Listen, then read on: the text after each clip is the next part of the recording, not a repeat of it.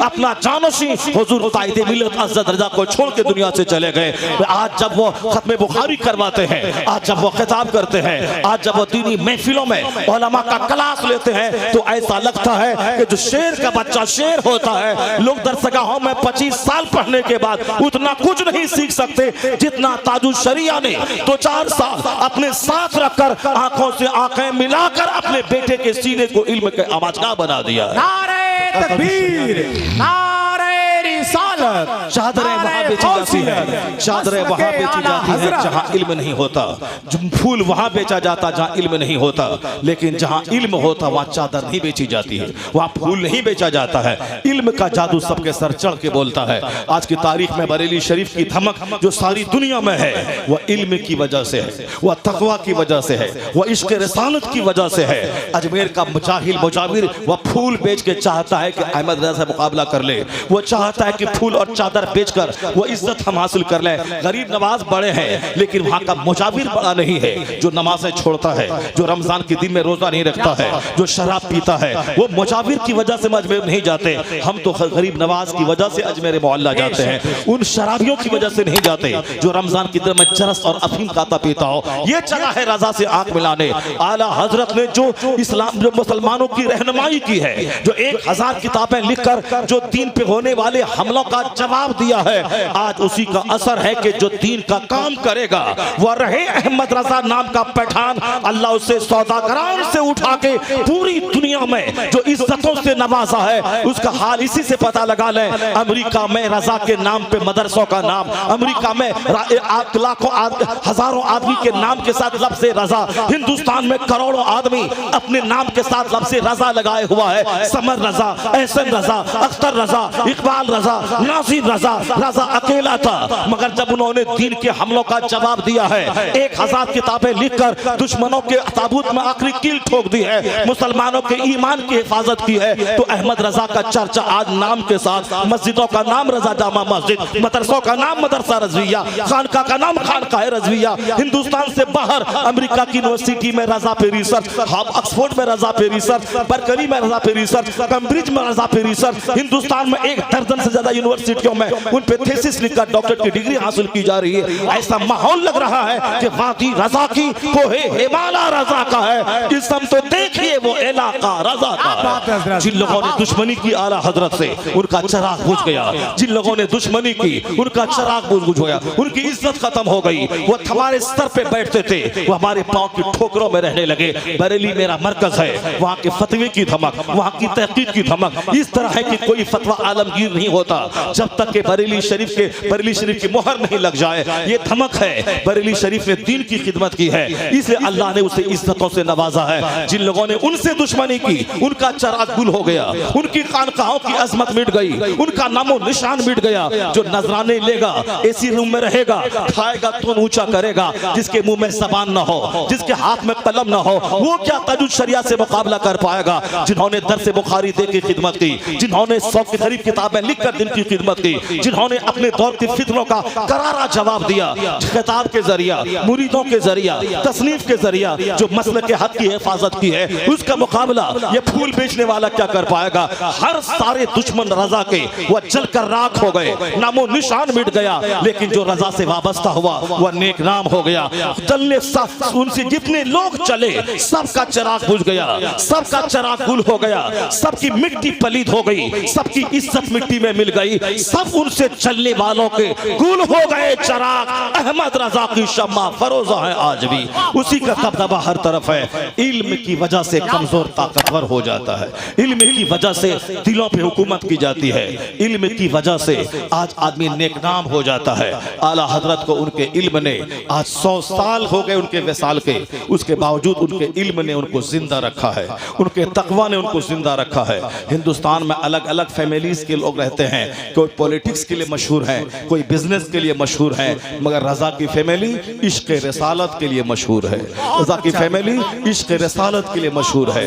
जो रजा से दूर हुआ मुमकिन है कि वो राफिजियत से करीब हो जाए, मुमकिन है कि खारजियत से करीब हो जाए, मगर जो रजा से ज्यादा अटैच रहा, उनकी किताब पढ़ता रहा, उनका नाम लेता रहा, उनको अपना रहनुमा समझता रहा, उनको दौलत तो नहीं मिलेगी दुनिया की, अलबत्ता सबसे बड़ी दौलत जो ईमान की दौलत है वह दौलत उसके साथ रहेगी।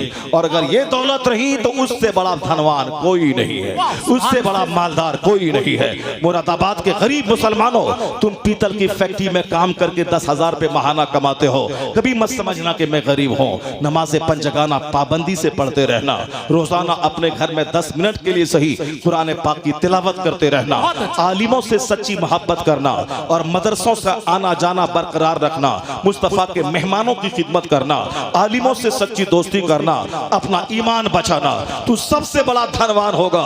इसको इस मिसाल से समझ ले, अगर मुकेश अंबानी की बीवी 100 करोड़ की कार लेकर तेरे पास आ जाए और बोले तू मेरे घर में एक चांदी सोने का बुत है, उसको सजदा कर, या 100 करोड़ की कार मैं तुझको दे दूंगी, मुझे यकीन है कि पीतल बनाकर 10,000 महाना कमाने वाला वो यही जवाब देगा, मैं तुम्हारी कार पे थूक दूंगा मगर ईमान का सौदा नहीं करूंगा, ईमान का सौदा नहीं करूंगा। तो जो दौलत अल्लाह ने आपको दी है वह खरबों के घर से बड़ी दौलत है। जो दौलत अल्लाह ने दी है वह खरबों की कार से बड़ी दौलत है। जो दौलत अल्लाह ने दी है वह सोने चांदी के मकान से बड़ी दौलत है। इस दौलत की हिफाजत रहे, यह दौलत मरते दम तक साथ रहे, वरना बहुत सारे लोग हैं मुसलमान थे पहले, मरते वक्त मुसलमान नहीं रहे, मरते वक्त ईमान चला गया। इसे उस दौलत की हिफाजत करने के लिए, दौलत की हिफाजत कैसे होगी, कैसे कहां से वो दौलत लूटने से बचेगी, उससे रिश्ता मजबूत करना होगा। आलिम दीन के पास बैठेंगे तो फुटबॉल की बात नहीं करता है, वो क्रिकेट की बात नहीं करता है, वह फिल्म की बात नहीं करता है। आलिम के पास जब भी बैठते हैं वो कुरान की बात करता है, वो हदीस की बात करता है, कुरान पाक की रोशनी में हमें जन्नत का रास्ता दिखलाता है। इसलिए आलिम से दुश्मनी आदमी को तबाह बर्बाद कर डालेगी और आलिम की दोस्ती आदमी के ईमान की हिफाजत की जिम्मेदारी अदा कर देगी। हजरत सुफियान सौरी जिंदगी के जवानी के भी अहद में है, मगर उन्होंने जवानी में झुक के चलना शुरू कर दिया। लोगों ने पूछा हुजूर आप आलिम दीन मुहद्दिस कबीर हैं, ये और बात है, मगर उम्र का भी तकाजा है, आप जवान हैं, इस वक्त कमर क्यों झुक गई आपकी? कहा जिंदगी का एक हादसा मेरी कमर को झुका दिया। कहा वह कौन सा हादसा था? कहा मेरे बचपन के 3 उस्ताद थे, वह तीनों बहुत काबिल लाइक 5 उस्ताद थे और बहुत बासलाहियत और बहुत बड़े आबिद थे। दिन भर रोजा रखते, रात भर क़याम करते, नमाज पढ़ते, मगर मरने से पहले पहले तीनों का अंजाम बुरा हो गया। एक यहूदी होके मर गया, एक नसरानी होके मर गया, एक मजूसी होके मर गया। मुहद्दिस कबीर सुफियान सौरी कहते हैं जब से मैंने अपने इन 3 असातिज़ा का अंजाम बुरा देखा मेरी जिंदगी से सुकून उड़ गया है। अब एक ही फिक्र सताती है कि मेरा क्या होगा। इतने बड़े मुहद्दिस कबीर कहते हैं इनका अंजाम बद देखने के बाद अब मैं अपने रब से कुछ नहीं मांगता हूं, बस सिर्फ एक ही दुआ करता हूं, मालिक कुछ रहे या ना रहे मरते वक्त ईमान सलामत रहे। ये दुआ वक्त इतने बड़े मुहद्दिस जो लोग जिंदगी भर गुटखा खाते हैं, जिंदगी भर झूठों की सोहबत में रहते हैं, जिंदगी भर झूठ गीबत चुगलखोरी के माहौल में रहते हैं, एक वक्त की नमाज नहीं पढ़ते हैं और वो ये सोचते हैं कि जन्नत मेरी जागीर है, उससे बड़ा झूठा कोई नहीं है। यहाँ तो मुहद्दिस कबीर नमाज पंजगाना का पाबंद, बहुत बड़े मुत्तकी वलियों की जमात के इमाम, वलियों की जमात के इमाम, इनकी सोच इतनी बुलंद है कि रोते हैं और रात रात भर अल्लाह के हुजूर ईमान की सलामती की दुआ करते हैं। और यहाँ न तक़वा है न इल्म है, उसके बावजूद घमंड है कि जन्नत मेरी जागीर है। इसका मतलब है कि हमने कांच को सोना समझ लिया है। सोना अलग चीज है। इन बुजुर्गों की जिंदगी का मुताला करने से सीने का घमंड दूर होता है, यहाँ का गुरूर चकनाचूर होता है, आदमी को एहसास होता है मुझे क्या करना था, किस काम के लिए पैदा हुआ हूँ, मैं क्या कर रहा हूँ। इसलिए नेकों से रिश्ता नाता जुड़ा रहे, आलिमों से संबंध बना रहे और अपने से दूसरों को फायदा पहुंचाना चाहे कष्ट नहीं पहुंचाएं। जहां से मैंने गुफ्तगू का आगाज किया था, मैं वही गुफ्तगू को मैं ख़त्म कर रहा हूं। आपके दिल को एक खुशी में देना चाहता हूं। वो खुशी यही कि आज सारे लोग कहते हैं कि इस्लाम का मुस्तकबिल खतरे में है, मगर मेरा खुदा कहता है हुवल्लज़ी अरसला रसूलहु बिल हुदा व दीनिल हक। वो अल्लाह है जिसने अपने रसूल को हिदायत और दीन हक के साथ भेजा है ताकि इस्लाम को सारे मज़ाहिब पे गालिब कर दे। इस्लाम गालिब होने आया है, मगलूब होने नहीं आया है। अल्लाह कहता है ये काफिर युरीदून लियुत्फिउ नूर अल्लाह बिअफ़वाहिहिम, अपने मुंह से इस्लाम का नूर बुझाना चाहते हैं। वल्लाहु मुतिम्मु नूरी, अल्लाह उस नूर को पूरा करना चाहता है। तो अल्लाह जो चाहता है वो होगा, बंदा जो चाहता है वो नहीं होगा। है नूरे खुदा कुफ्र की हरकत पे खंदाजन, फूकों से चिराग बुझाया ना जाएगा उसके। और हुजूर ने फरमाया ला यब्का अला ज़हरिल अर्द बैतु मदरियों वाला वब्र इल्ला अदखलहुल्लाहु कलिमतल इस्लाम। इस धरती पर कोई कच्चा पक्का घर नहीं बचेगा मगर वहां अल्लाह इस्लाम का कलमा दाखिल फरमा देगा। यानी दुनिया के हर घर में इस्लाम पहुंचेगा, हर फूस और पुख्ता के मकान में इस्लाम पहुंचेगा। ये मुस्तफा कहते हैं। और यूरोप का दानिशवर डॉक्टर बर्नार्ड शॉ ने कहा था if any religion has a chance of ruling over England ने Europe within the next 100 years it is Islam. कोई मौलाना बोलता तो लोग कहते मौलाना खुशफहमी में मुब्तला है। कोई हिंदुस्तान के राइटर बोले वो कमजोर राइटर किसी को खुश करने के लिए बोल रहा है। बर्नार्ड शॉ यूरोप का जबरदस्त पढ़ा लिखा वो शख्स है जिसकी किताब हिंदुस्तान की यूनिवर्सिटीज में चलती है। एक बड़ा पढ़ा लिखा यूरोप की सरजमीन का माहिर, वो क्या कहता है कि ऐसा लग रहा है दुनिया में जो साइंस का माहौल बन रहा है, सोचने समझने का और जहालत से निकलने का, तवहुमात से निकलने का, अंधभक्ति से निकलने का जो माहौल यूरोप में बन रहा है, सच्चाई की तलाश बढ़ रही है। वो कहते हैं इस माहौल में मैं कह सकता हूं if any religion has a chance of ruling over England ने Europe within the next 100 years it is Islam. मौलाना मौलवी पीर और हिंदुस्तान का कोई दानिश्वर नहीं, बर्नार्ड शॉ कहता है अगर आने वाले 100 साल के अंदर पूरे इंग्लैंड ही नहीं पूरे यूरोप महाद्वीप में, यूरोप में फ्रांस भी है, यूरोप में बेल्जियम भी है, यूरोप में जर्मनी भी है, यूरोप में हॉलैंड भी है, ये सारे तरक्की याफ्ता ममालिक यूरोप बर्रे आजम में है। यूरोप का ही एक इंसान बर्नार्ड शॉ कहता है अगर आने वाले 100 साल में सिर्फ इंग्लैंड नहीं यूरोप महाद्वीप में अगर कोई मजहब हुकूमती मजहब बनने वाला है तो मजहब इस्लाम बनने वाला है। आने वाले 100 साल में पूरे यूरोप बर्रे आजम में कोई मजहब रूलिंग मजहब बनने वाला है तो मजहब इस्लाम बनने वाला।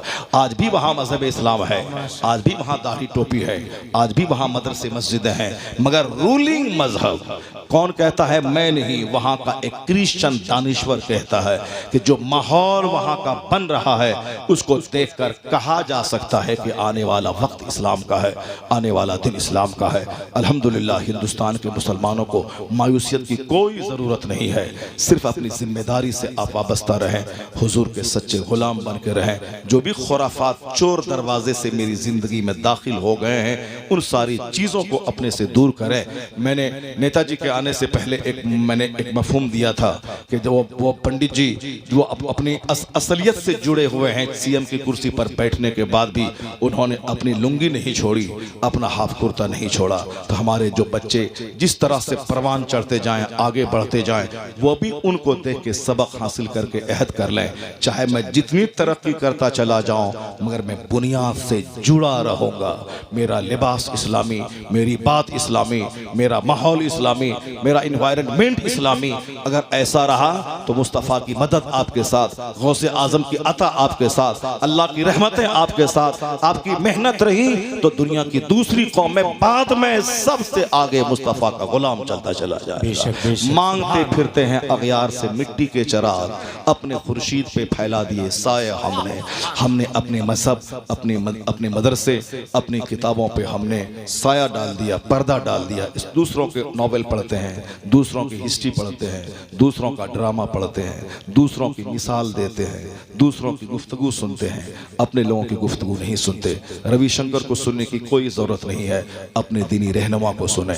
मुरारी बापू को सुनने की कोई ज़रूरत नहीं है, अपने मजहबी रहनुमा को सुने। आपके मजहबी रहनुमा को भी चाहिए वो इस 1-2 घंटे का इस्तेमाल ऑल फॉल किस्सा कहानी और साहब और नाटोंगी और ड्रामे कॉमेडी में नहीं, बल्कि जो सच्ची बातें हैं उसमें गुजारें।